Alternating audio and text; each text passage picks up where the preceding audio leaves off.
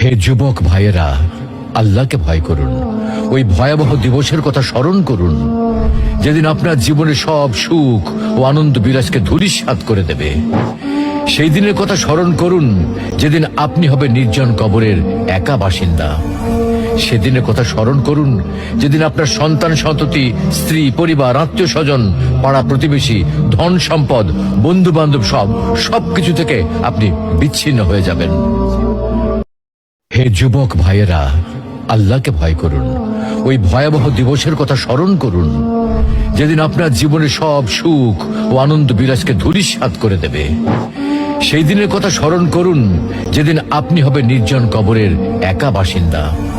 সেদিনের কথা স্মরণ করুন যেদিন আপনার সন্তান সন্ততি, স্ত্রী, পরিবার, আত্মীয় স্বজন, পাড়া প্রতিবেশী, ধন সম্পদ, বন্ধু বান্ধব সবকিছু থেকে আপনি বিচ্ছিন্ন হয়ে যাবেন।